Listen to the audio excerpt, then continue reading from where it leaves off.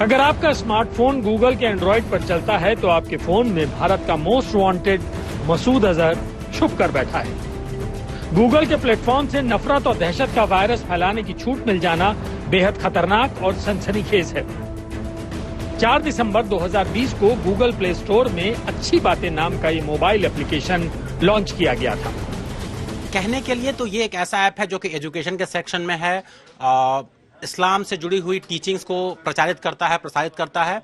लेकिन हमने जब इस ऐप को इन्वेस्टिगेट किया, इसकी जांच की, तो हमें यह पता चला कि इस ऐप के तार जुड़े हुए हैं आतंकी संगठन जैश-ए-मोहम्मद और उसके मुखिया मौलाना मसूद अजहर के साथ। अच्छी बातें नाम का ये मोबाइल ऐप एक स्लीपर सेल की तरह काम कर रहा है, क्योंकि ऐप में जैश-ए-मोहम्मद से कनेक्शन का जिक्र नहीं है।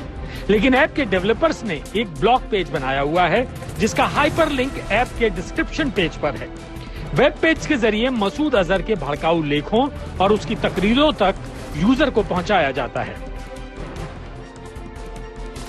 इस ऐप के जरिए मसूद अजहर के साथ साथ जैश के दूसरे आतंकियों, मसूद के भाई और जैश के ऑपरेशन हेड अब्दुल रऊफ असगर और मसूद के करीबी तलहा सैफ के भड़काऊ कंटेंट यूजर को मुहैया कराए जाते हैं। ये इस ऐप के डेवलपर्स का पेज है। जब हम इस ऐप पे जाते हैं तो इस पे जो लिटरेचर, जिस तरह का कंटेंट है, वो सीधा का सीधा हमें जैश-ए-मोहम्मद से जोड़ता है। ये ऐप आपको एक अगले पेज पे ले जाता है। ये पेज 40 से ज्यादा ऐसी किताबों को होस्ट करता है जो कि मसूद अजहर ने खुद लिखी हैं। ऐप के कंटेंट की फेहरिस्त में पाकिस्तान की मुख्य धारा के मौलाना तारिक जमील से लेकर कट्टरपंथी राशिद अहमद के बयान, संदेश और किताबों के लिंक्स भी हैं। आज तक ने जब सूचना सुरक्षा लैब इन्फो लैब से अच्छी बातें ऐप की तकनीकी समीक्षा कराई तो खुलासा हुआ कि ऐप जर्मनी में मौजूद सर्वर से जुड़ा हुआ है। ये कॉन्टेबो डेटा सेंटर है जर्मनी में, उनके सर्वर्स के साथ कनेक्ट कर रही है। कॉन्टेबो डेटा सेंटर के बारे में पहले भी बहुत कंप्लेंट्स आ चुकी है कि वो कॉपीराइट इंफ्रिंजमेंट की कंप्लेंट को इग्नोर कर रहे हैं।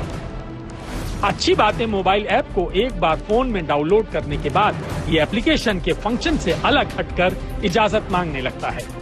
इस ऐप का ट्रैप वैसा है जैसा चीनी ऐप यूसी ब्राउजर का था, जिसे भारत ने प्रतिबंधित कर रखा है। एप्लीकेशन बैकग्राउंड में चलती अपने आप स्टार्ट हो सकती है। एप्लीकेशन आपके फोन के रीबूट के ऊपर अपने आप चलना शुरू हो जाएगी। जैश-ए-मोहम्मद का चीफ मसूद अजहर भारत का मोस्ट वांटेड आतंकी होने के साथ साथ उसके संगठन को 2001 से संयुक्त राष्ट्र ने प्रतिबंधित कर रखा है।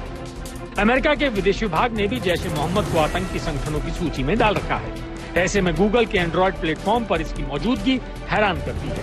अब तक इसके 5000 से ज्यादा डाउनलोड हो चुके हैं। इस प्रकार का जो नया ऐप है जो अपना ताल्लुक एक टेररिस्ट ऑर्गेनाइजेशन के साथ रखता है, शो करता है कि आज कहीं ना कहीं ये साइबर टेररिस्ट जाल फेंक रहे हैं। अगर आप बहुत ज्यादा केयरफुल नहीं हुए तो संभावित तौर पर इस जाल में आप फंस सकते हैं और आपको इंडोक्ट्रिनेट किया जा सकता है। आतंकवाद अपना स्वरूप बदल रहा है। डिजिटल स्पेस में आतंकवाद की दखल नई सुरक्षा चुनौती है, क्योंकि इसका दायरा पारंपरिक तरीकों से बड़ा है। गूगल, जिसके एंड्रॉइड प्ले स्टोर की सख्त गाइडलाइंस हैं, उसे भी चौकन्ना रहने की जरूरत है। कम से कम डिजिटल आतंकवाद को फैलाने वाले इस अच्छी बातें ऐप को तुरंत हटाना होगा। अंकित कुमार, दिल्ली, आज तक।